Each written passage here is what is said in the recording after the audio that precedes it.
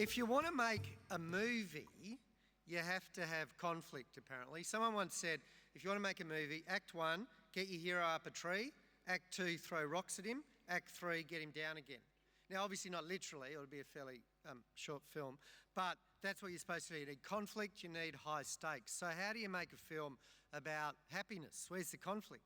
Where are the rocks getting chucked if it's about happiness? Well, it's been done, and it's been done by Roko Belic. His first film, Genghis Blues, was nominated for an Academy Award. He's now created a doco called Happy, which he's about to talk about, but which you can see at 5:30 this afternoon in room M3, and afterwards ask him some questions about. It combines the stories of people with cutting-edge science, and to tell us about it, please welcome Roko Belic. Here's a little song I wrote. You might want to sing it note for note. It's really extremely exciting to be here with each and every one of you. And for the next 15 or 20 minutes, I'm going to try and explain to you why I'm so happy to be here with you. My name is Roko. I made a film called Happy. I've spent about the last 5 years of my life doing it. And it's something that really has changed my life. It started when a friend of mine named Tom Shadyac called me up. Tom is a kind of big-time Hollywood director. You see him on the right here. He's a director of Hollywood comedies, big blockbusters like The Nutty Professor and Bruce Almighty and Patch Adams. And he called me one day and he said he wanted to talk about happiness. I said, okay, Tom, what do you want to talk about? He said, I looked in the New York Times this morning and there was an article about happiness. And essentially what I got out of it is that it said that America is one of the richest countries in the world, but we're nowhere near the happiest. We're down at number 25 or so. And Tom at the time was living a very, very luxurious Hollywood lifestyle. He was flying privately. He was living in a 17,000 square foot house on 14 acres, and he had like 30 people working for him, housekeepers and gardeners and maids, and he was living alone. And he said, you know, one thing I've noticed over the last 15 years of my career is that the people around me, my peers, who are even wealthier than I am, who are even more successful, more talented, better looking, he said many of them are less happy than my gardener and my housekeeper, who have a more genuine smile on their faces every day. And I don't understand why, but it's something I've been thinking about my whole career. And he said, I suggest that we make a documentary film exploring happiness, and I don't know how to make documentaries, but you do, so you do it and I'll help you pay for it. Now, as a documentary filmmaker, that's kind of a dream come true. Not only making a film on happiness, but having not to worry about the financial aspect of things, which is usually what we struggle with our entire careers. It was amazing. And what I discovered immediately was that there were scientists out there who were studying happiness. I never knew this before. There are people who you've heard from today, whose books I found online. And I got them all. I ordered about 15 books, and I poured through them, and I learned some amazing things.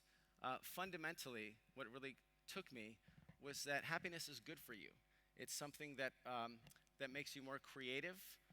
It makes you have better relationships, more productive at work. It makes you more likely to help somebody. It makes you healthier. And the research showed that happy people tend to even live longer than unhappy people. And I thought, wow, I didn't realize happiness was so important in our lives. And the thought of living longer because you're happy was something that really excited me. And I was reminded of a time when I was a kid. I used to love the Guinness Book of World Records. And oftentimes, the oldest person in the world came from a place in Japan called Okinawa. And that sort of stuck with me. And I thought, so if happy people get to live long and become old, then maybe the old people in Okinawa might be happy also. And we decided as a filmmaking team that one of our challenges is to bring some of these scientific findings into the real world, into an emotional experience. So we said, we're going to go around the world and we're going to tell the stories that illustrate these findings. So although there was no research that connected Okinawan old people and happiness, we went to find out. And what we discovered is in Okinawa, there's one single village called Ogimi-san, which has been called the longevity village because there are more 100-year-old people living there than anywhere else in the world per capita.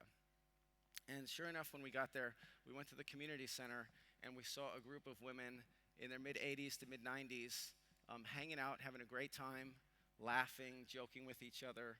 They were actually doing origami. And one thing I noticed is that the women were singing, and and occasionally one of them would get up and dance. And I said, wow, they were doing this kind of a hula dance thing. And I thought, oh, that's great. You know, I don't know the language. I don't know that much about Okinawan culture, but maybe if I could learn a dance step, I could take that back with me, and I thought that would be fun. So I asked one of these ladies to show me the dance step. And it took a while for AG, who's my producing partner, who's the tallest guy in that picture. It took a while for him to translate the question. She didn't understand. And she said, oh, you don't understand. In Okinawa, the traditional dance step is to do whatever you want. Now, I've been to like 55 countries in the world, and I've never been to a place where the traditional dance is freestyle. Awesome. Totally awesome. Very traditional culture otherwise. And AG had this great idea. He said, look, we're around all these happy old people.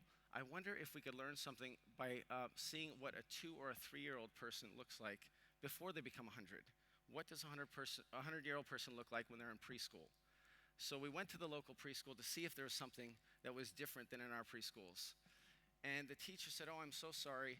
Today is one of the days that every couple weeks we spend outside the classroom, and we're going to have a foot race through the village. And she said, you know, but if you want, you're welcome to join us. So we said, oh, absolutely. So we followed this 30 or 40 kids through town just a few blocks away, and they lined up at the edge of one street, and the teachers were kind of lined up about a block away at the finish line. And the kids started running. And what we noticed is that at the finish line, a group of these grandmothers had converged. And they were there to welcome the kids across the finish line, or to help them if they skinned their knee, and to hug and kiss them and be with them. And I went over to one of the grandmothers to congratulate her on having such a speedy child. And she said, oh, no, this isn't my grandchild. I said, well, who is your grandchild here? And she said, oh, actually, none of them are. And what I learned is that none of the grandmothers were related to any of these children. They were there at the finish line because that's what people do in Okinawa. They're there for each other in a way that I had never seen. It was very different. When I was a kid, it was a pain just to get my own parents to come watch me play hockey or soccer.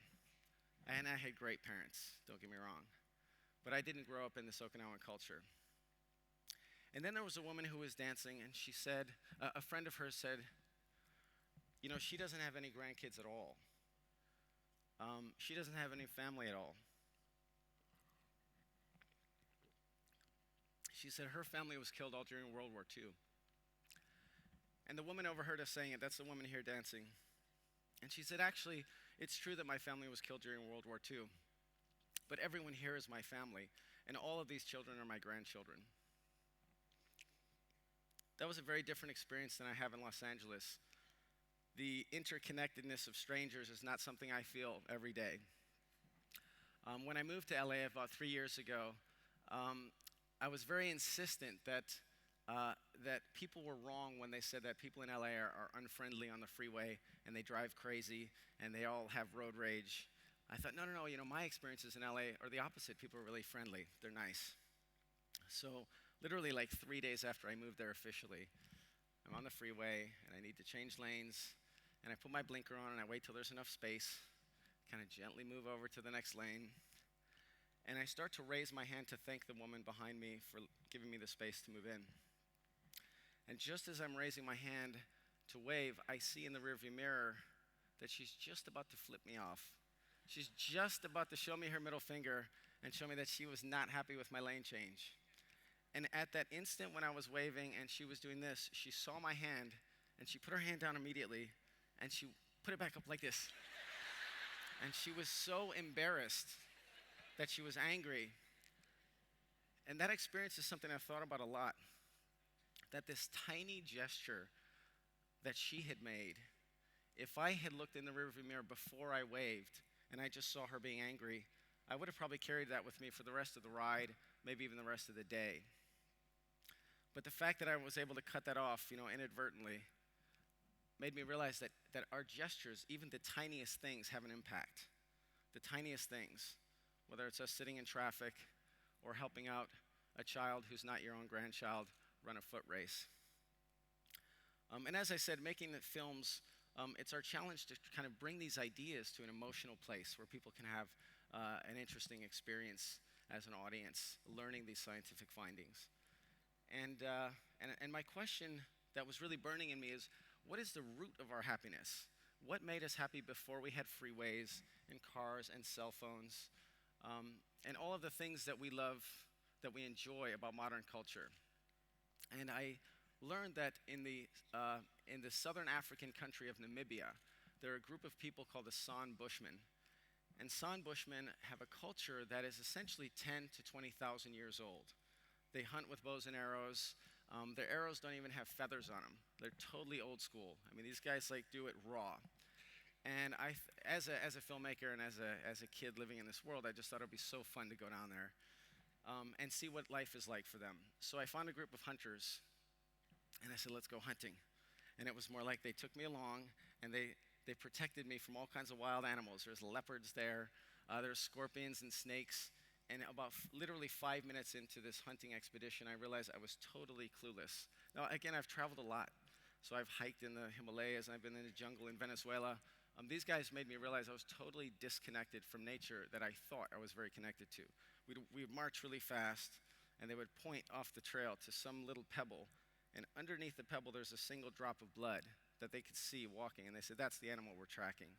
I was totally in over my head. So even though I love adventure, and I love the idea that there were leopards around, this ostrich was still warm when we got to it, apparently about an hour or less before we had gotten to it. A big cat had. Despite the fact that I love adventure, I was very grateful that I could sleep in a tent above the car that I got there in, away from the creepy crawlies. But I do love this stuff. This is why I do what I do, because it's so fun for me. But I wanted to know what made them happy. So I asked the hunter, I said, what makes you happy? And I thought, I was thinking a warm bed and a hot shower would be amazing right now. Or like a meal with real food, something gourmet, or some dessert, some ice cream. And he said, well, doing things together makes us happy. And I said, no, but I want to know what? Like doing what? And he said, anything. And I said, like hunting? He said, sure. I said, is it better when you get an animal than when you don't get an animal? He said, well, as long as we're together, it's fun. So I said, you mean like hanging out in the village? Anything. Picking roots and berries? Absolutely. Every single person in the village said the same thing, literally. They said either doing things together or being together is what makes us happy. If the Bushmen offer us a window into who we are and what makes us happy, I thought that was the clearest window I'd ever seen through. Because it doesn't have to do with culture or money or anything. It just has to do with each other. That night, I was told that there was a woman who was really sick in the village, and this village is like 40 people. And they took me to her, and I saw she was in pain. She was kind of reeling over, and nobody knew what the problem was. She had a severe pain in her side. And they said, we're going to do a healing ceremony tonight, so we may not be able to talk to you as much as we want to. I said, no problem. I actually don't want, I want you to do anything you're going to do. Pretend I'm not here. And I was kind of looking around for where the doctor was, or the medicine man or the healer or whoever was going to show up and heal this woman. And nobody was presenting themselves as this person. I couldn't tell. Everybody seemed to be sort of getting ready. And the men were tying these rattles around their legs. And the women had this kind of oil that they were rubbing on their skin. And what I discovered is that there was no doctor, that every single person was going to participate in this healing process. And so I asked the eldest man in the village. Now, traditionally in the San villages, there is no chief. Apparently, they make decisions totally democratically. So I said, but he's the oldest guy, and it's in my nature to sort of feel like there must be some authority somewhere. And I said, well, who is responsible for this healing? And he said, we all are. But in general, I do tend to kind of help, and I lead things a little bit. He said, but I couldn't do it if the men didn't dance with me around the fire. I would be totally ineffective. And he said, I couldn't do it if the women didn't sing and clap around the fire. And he said, actually, even the kids, I couldn't do it if the kids didn't dance with us and sing with us. He said, this healing doesn't work unless we all participate. I'd never been to a doctor like that before. My dad was a doctor. He was a cardiologist.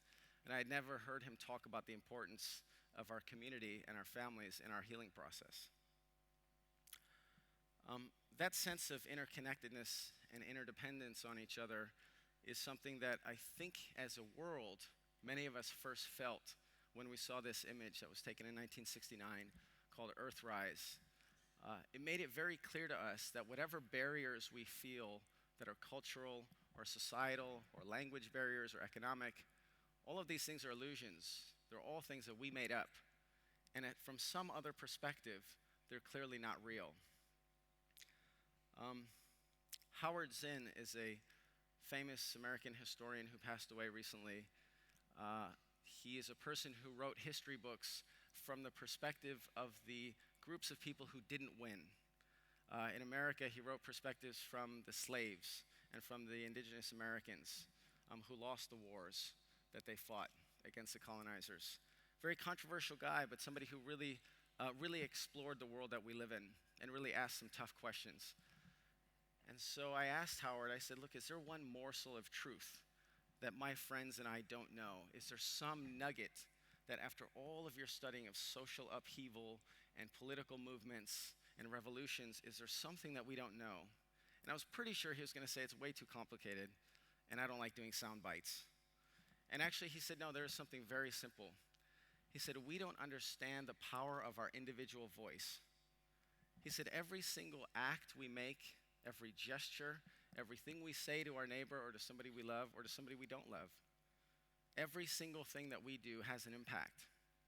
And he said, and I was like, well, what do you mean? You know, because when I'm at home and I'm kind of flipping through TV channels, does that have an impact? He said, well, everything you do affects somebody, and if it doesn't affect them directly, it affects you. And who you are will affect somebody eventually, whether it's that night or the next day. And he said, think of every single important decision you've made in your life. You can usually trace those back to a single conversation or an article that you read or an idea you saw on a billboard. And I thought, wow, I went to college, clearly a big decision. I moved from Chicago to Santa Barbara, California for college because one friend of mine in the library in high school said, hey, you got to check this out. There's surf on 3 sides of the campus, and it's sunny all the time. And having grown up in Chicago, I just thought that sounded like paradise. And sure enough, I spent the next 4 years of my life there, and everything I've done has been directly related to the fact that I lived in California. I thought, wow, this is amazing. I'd never thought of it this way. I always thought of history and political movements as being the result of big, powerful people doing things and forcing people to do things. And he said Abraham Lincoln did not free the slaves because he told everybody he was going to free the slaves, and that's why they elected him president. What happened is one person said, this is wrong.